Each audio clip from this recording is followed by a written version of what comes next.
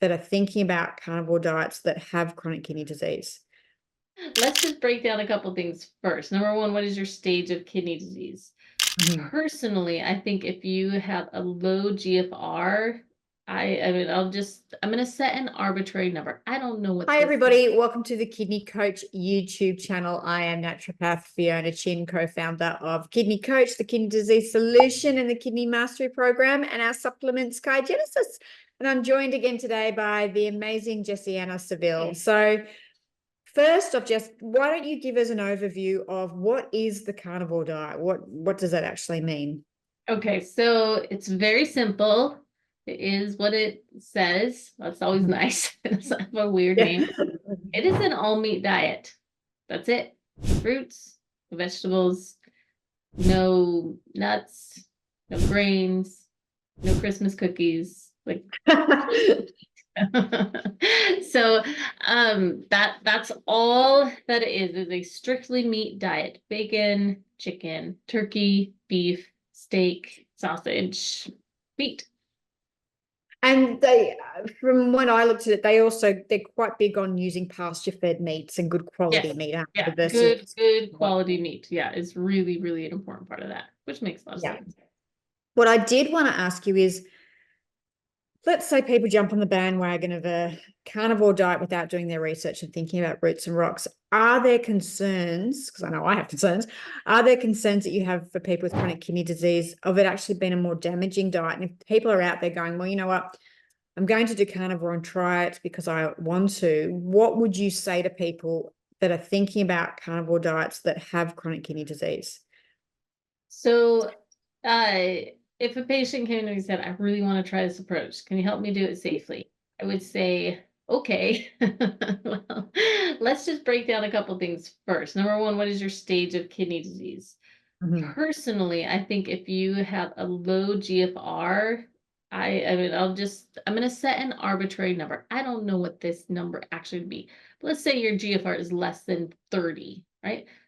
As your kidney function progresses down, and also depending on how fast it's progressing, if you've been a slow decline for a long time and your GFR is 30, you don't have a lot of nephrons that are actually still all there, right? You got a lot of fibrosis, you got a lot of stuff going on with your kidneys at that point. I would have a lot of concerns of doing a carnivore diet at a low GFR. I would 100% require, or I would just not be your clinician, I would 100% require that you get frequent monitoring. The risk to me is that we do know that the breakdown of amino acids that you find in animal foods, that they break down into uremic toxins. Like that's one of the byproducts of it. Now this doesn't, you have to be real careful how this conversation is run when you say, oh, don't eat animals because you have kidney disease, because there's a lot of the microbiome involved. But if you have reduced kidney function and then you put this load of creatinine and you put this load of uremic toxins on top of kidneys that might already be struggling, if you haven't thought through why they're struggling, you potentially would see your kidney function drop pretty quick. And so I would find that would be really concerning. Now, if you have a higher kidney function, you may have some wiggle room to experiment. I still think you should monitor, but you may be able to have some wiggle room to experiment. So if you're GFR 60 and you say, okay, I'm going to do a carnivore diet for 6 months. If you're monitoring, every month, every 2 months, you can see where the trends go for you, and you compare the trends with your symptoms and how you feel, right? What is your overall health, how you feel, and what are your symptoms? You can combine those together to say, did this work for me or not? Because I'm sure there are some people it would work for beautifully. But then also it's, do I want to do this for forever? Is the other thing you're going to consider. But I wouldn't, if your kidney function is lower, I'd say, is there anything else I could do first, right? What else have I tried? Because sometimes people, because it feels so out of control, right? I'm ending up on dialysis. No one's giving me any options, right? Kidney disease feels really out of control. So the way we get control is I'll do the most restrictive thing possible.